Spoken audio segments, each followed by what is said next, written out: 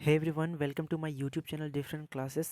आज हम लोग पढ़ने वाले हैं क्लास नाइन्थ का प्रीवियस ईयर का सोशल साइंस का मॉडल पेपर। ठीक है, अगर आप इसको पूरे तरह अच्छे से कर लेते हो तो इस बार का जो एग्ज़ाम होगा 2024 का, उसमें जो है सो बहुत ही मददगार साबित होगा। ठीक है, तो वीडियो को पूरा एंड तक देखिएगा और चैनल पे नए हैं तो चैनल को प्लीज़ सब्सक्राइब कर लीजिएगा, ताकि ऐसे ही वीडियो मैं लाते रहता हूँ और सबसे पहले जब भी लाऊँ तो सबसे पहले आप लोगों के पास वो वीडियो पहुँच सके।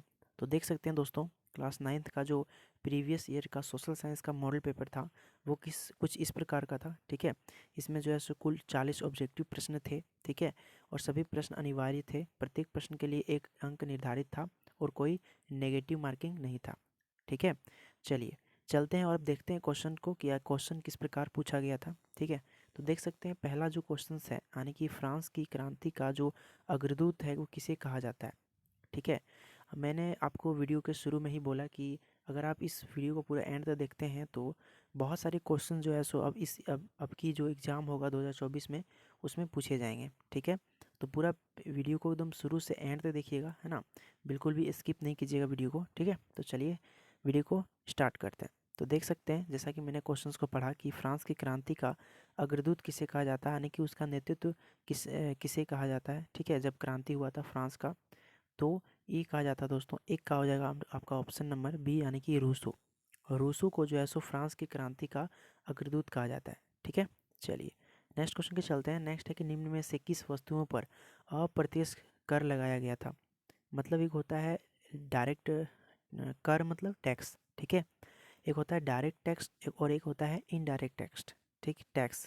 ठीक है, तो जो यहाँ पर ऑप्शन दिया है उसमें से कौन सा ऑप्शन में, कौन सा वस्तु में अप्रत्यक्ष कर लगाया गया था। तो कौन सा वस्तु था दोस्तों, तो 2 नंबर का हो जाएगा आपका ऑप्शन सी, यानी कि नमक और तंबाकू। ठीक है, नमक और तंबाकू जो था वो उसमें जो है सो अप्रत्यक्ष कर लगाया गया था। ठीक है, चलिए नेक्स्ट क्वेश्चन के चलते हैं। नेक्स्ट हमारा है कि लेनिन ने अपने अप्रैल थीसिस द्वारा जो मांगे रखी थी, उनमें निम्न में से कौन सी मांग शामिल नहीं थी। तो कौन सा हो जाएगा दोस्तों, तो वो हो जाएगा आपका ऑप्शन डी नंबर, यानी कि उद्योगों को मजदूर के हवाले किया जाए। ठीक है, एक एक करके पढ़ते हैं। यहाँ पर क्या था कि बैंकों के राष्ट्रीयकरण किया जाए, इस युद्ध समाप्त किया जाए, किसानों को सारी ज़मीन वापस किया जाए। ठीक है, और जो चौथा है, उद्योगों की मजदूरों के हवाले किया जाए। मतलब जितने भी उद्योग हैं, कल कारखाने हैं, वो मजदूरों के हवाले कर दिया जाए। ये जो है सो शामिल नहीं था, ये उसकी मांग नहीं था। ठीक है, तो इसका जो है सो राइट आंसर हो जाएगा ऑप्शन नंबर, क्या हो जाएगा, डी। ठीक है, चलिए नेक्स्ट क्वेश्चन के चलते हैं। नेक्स्ट हमारे की रूस के स्थानीय स्वशासी संगठन कहलाते हैं। तो जो रूस के जो स्थानीय स्वशासी संगठन है वो क्या कहलाते हैं, वो कहलाते हैं आपका, हो जाएगा 4 का आपका बी नंबर, यानी कि सोवियत। क्या कहलाते हैं, सोवियत। ठीक है, चलिए नेक्स्ट क्वेश्चन के चलते हैं कि धुरी शक्तियाँ किन देशों को कहा जाता था। धुरी शक्तियाँ किन देशों को कहा जाता है दोस्तों, तो 5 का आपका हो जाएगा आपका सी नंबर, जर्मनी, इटली और जापान। ये आपका जो है सो धुरी शक्तियाँ कहा जाता था। ठीक है, देखिए जब विश्व युद्ध हुआ तो जो पूरी दुनिया है वो 2 भागों में बट गया। पहला क्या था, अभी हमने पढ़ा, धुरी राष्ट्र, जो कि अभी जर्मनी, ऑस्ट्रेलिया और तुर्की था। ठीक है, और एक था क्या चीज़, एक था मित्र राष्ट्र। ठीक है, और मित्र राष्ट्र में कौन कौन से देश थे शामिल, उसमें जो है सो याद रखिएगा, ये भी क्वेश्चन पूछा जा सकता है कि मित्र राष्ट्र में कौन कौन सा देश शामिल था। वो था इंग्लैंड, जापान, अमेरिका, रूस, फ्रांस इत्यादि। ठीक है, मित्र राष्ट्र में फिर से मैं बता रहा हूँ कि ये इसमें इंग्लैंड, जापान, अमेरिका, रूस, फ्रांस इत्यादि देश शामिल थे। ठीक है, तो याद रखिएगा। चलिए नेक्स्ट क्वेश्चन की चलते हैं। नेक्स्ट हमारा है कि किस संधि द्वारा जर्मनी पर कठोर एवं अपमानजनक शर्तें थोप दी गई थी। तो ये 6 का आपका हो जाएगा दोस्तों, आपका सी नंबर हो जाएगा, यानी कि वार्साराय का, है ना, संधि। तो हो जाएगा आपका ऑप्शन नंबर सी, 6 का ऑप्शन नंबर सी। चलिए नेक्स्ट क्वेश्चन के चलते हैं कि 1864 में किसने भारतीय वन सेवा की स्थापना की। तो आपका 7वां को जो हो जाएगा वो हो जाएगा ऑप्शन ये नंबर, यानी कि ब्रेंडिस। ठीक है, इसने जो है सो भारतीय वन की स्थापना किया था, ऑप्शन ये नंबर। चलिए नेक्स्ट क्वेश्चन के चलते हैं। कलांग कौन थे दोस्तों, तो 8 का आपका हो जाएगा ऑप्शन बी नंबर, कुशल लकड़हारे थे। कौन थे ये कलांग, कुशल लकड़हारे। आप लोग जब बुक पढ़े होंगे उस टाइम आप लोग इसको पढ़े होंगे, है ना, कुशल लकड़हारे थे। चलिए अगले क्वेश्चन के चलते हैं कि बुग्याल क्या है।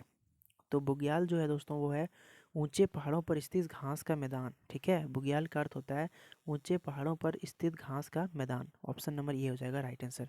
चलिए नेक्स्ट क्वेश्चन के चलते हैं कि दुनिया की आधी से ज़्यादा चरवाहा आबादी कहाँ रहती है। तो कहाँ रहती है दोस्तों, तो 10 का आपका हो जाएगा ऑप्शन डी नंबर, यानी कि वो रहते हैं अफ्रीका में, ठीक है, ऑप्शन डी। चलिए नेक्स्ट क्वेश्चन के चलते हैं कि निम्नांकित में से कौन समकालीन दुनिया में सरकार का सबसे लोकप्रिय रूप है, ठीक है। तो वो कौन हो जाएगा, सैन्य शासन, तानाशाही, लोकतंत्र। तो हम लोगों को पता है कि लोकतंत्र ही है जो दुनिया में सबसे ज़्यादा लोकप्रिय है और अच्छे से शासन व्यवस्था चलती है। तो ऑप्शन सी हो जाएगा लोकतंत्र। नेक्स्ट है कि इनमें से कौन सा तर्क लोकतंत्र के पक्ष में अच्छा नहीं है। पहला है लोकतंत्र मतभेदों और टकरावों को संभालने का तरीका उपलब्ध कराता है। ऑप्शन बी है लोकतांत्रिक सरकारें लोगों के प्रति ज़्यादा उत्तरदायी होता है। लोकतंत्र बेहतर निर्णय के लिए संभावना बढ़ाता है, ठीक है। लोकतंत्र नागरिकों का सम्मान नहीं बढ़ाता, ये हो जाएगा, ठीक है।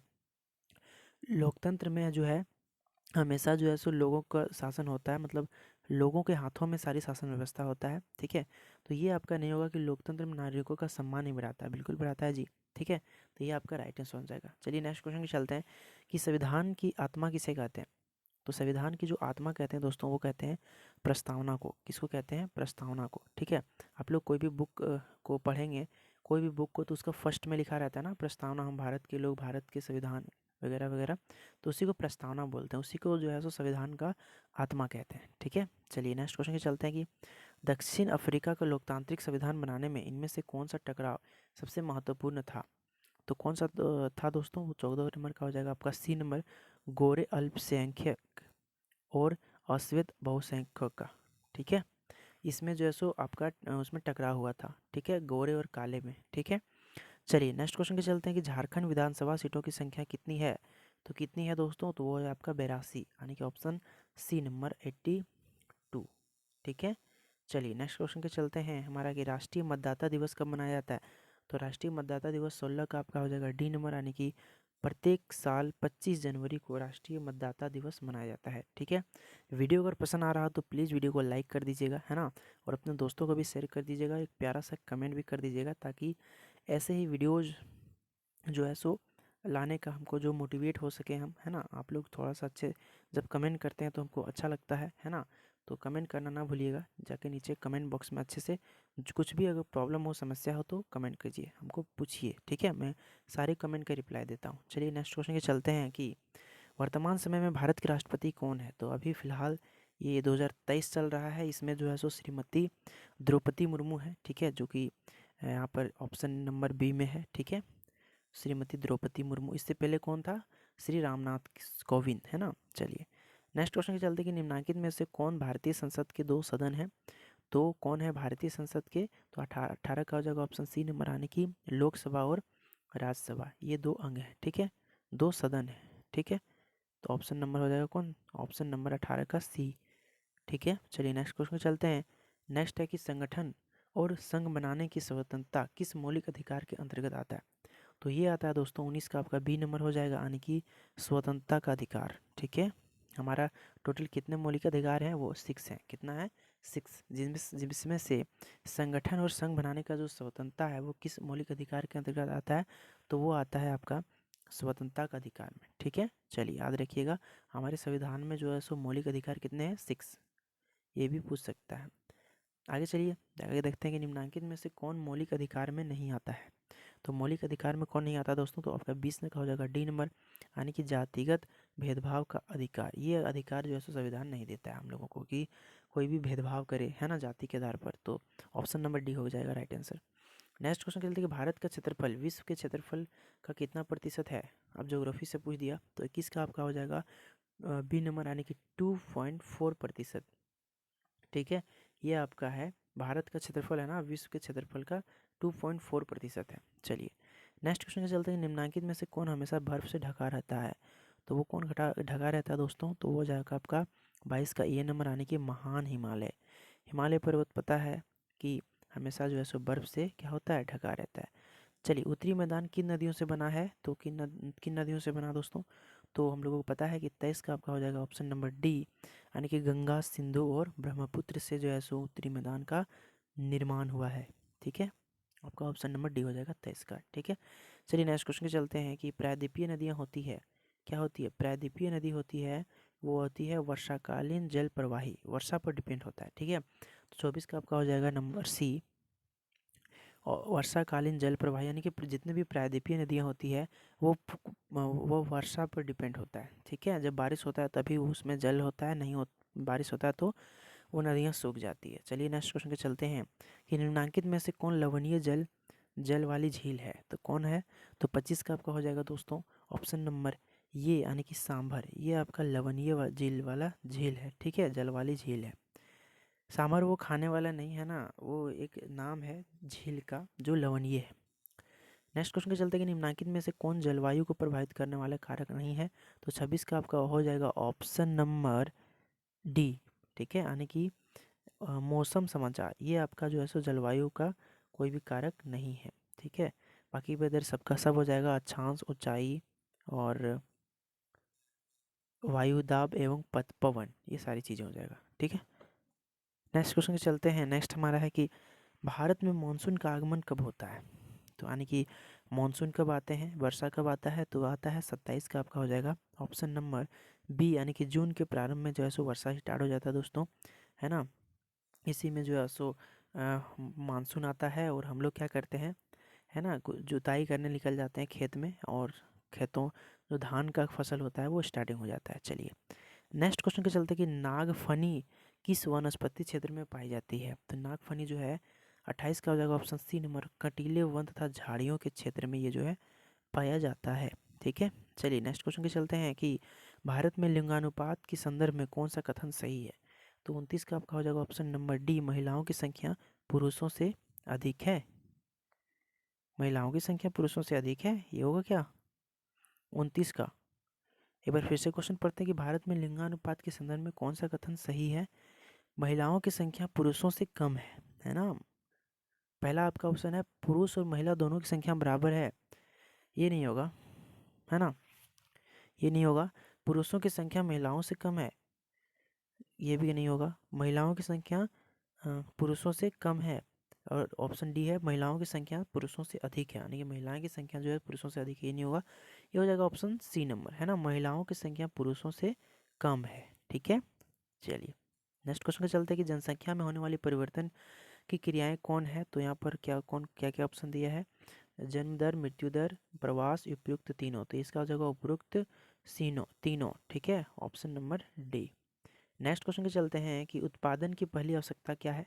तो पहली आवश्यकता है भूमि। भूमि रहेगा तभी ना हम उत्पादन करेंगे, तो आपका ज़मीन रहना ज़रूरी है, इसलिए आपका हो जाएगा 31 का ऑप्शन नंबर बी। चलिए नेक्स्ट क्वेश्चन के चलते हैं। हमारा नेक्स्ट क्वेश्चन है कि अस्थायी पूंजी और कार्यशील पूंजी किसके स्रोत हैं? तो ये हो जाएगा 32 नंबर का आपका हो जाएगा ऑप्शन नंबर सी, यानी कि भौतिक और मानव पूंजी पूंजी, ठीक है, दोनों, ऑप्शन नंबर सी। चलिए नेक्स्ट क्वेश्चन के चलते हैं। पालमपुर में गैर कृषि क्रियाएं हैं। पालमपुर की कहानी आप लोग पढ़े होंगे, है ना। तो पालमपुर में गैर कृषि क्रियाएं कौन हो जाएगा?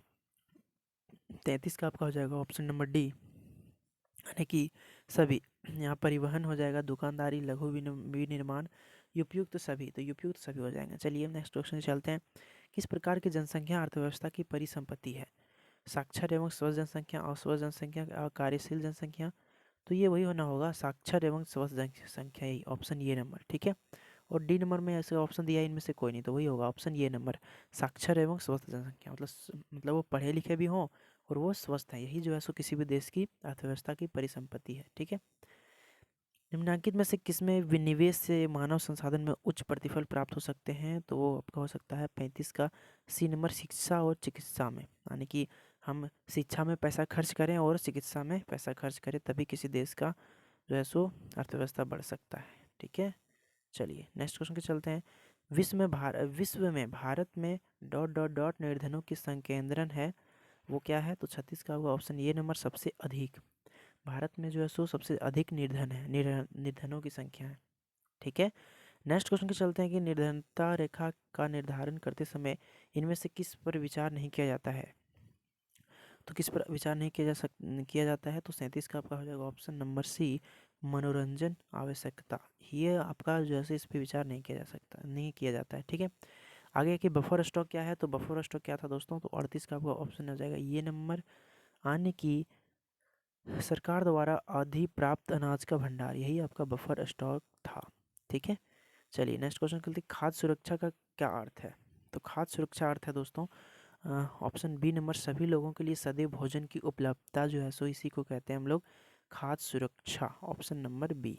ठीक है, नेक्स्ट क्वेश्चन के चलते हैं और इस वीडियो का लास्ट क्वेश्चन है कि सार्वजनिक वितरण प्रणाली किससे संबंधित है, तो ये हो जाएगा आपका ऑप्शन नंबर सी यानी कि खाद्य सुरक्षा से। ठीक है, तो ये था दोस्तों क्लास 9th का प्रीवियस ईयर का क्वेश्चन जो था टोटल 40। ठीक है, और वीडियो कैसा लगा कमेंट करके बताइएगा, और ये सारे अगर आप कर लिए होंगे यहाँ तक, अगर रुके होंगे वीडियो में, तो ज़रूर फ़ायदा होगा आपको, है ना, बोर्ड एग्जाम 2024 में। ठीक है, तो ऐसे ही बने रहें चैनल से, और चैनल पे नए हैं प्लीज़ सब्सक्राइब करके जाइएगा ताकि इस प्रकार का वीडियो आपसे मिस ना हो, है ना, सभी वीडियो देख पाएँ। ठीक है, तो चलिए मिलते हैं फिर अगले वीडियो में, तब तक रखिए अपना ख्याल, हंसते रहिए, मुस्कुराते रहिए, पढ़ते रहिए। जय हिंद, जय झारखंड।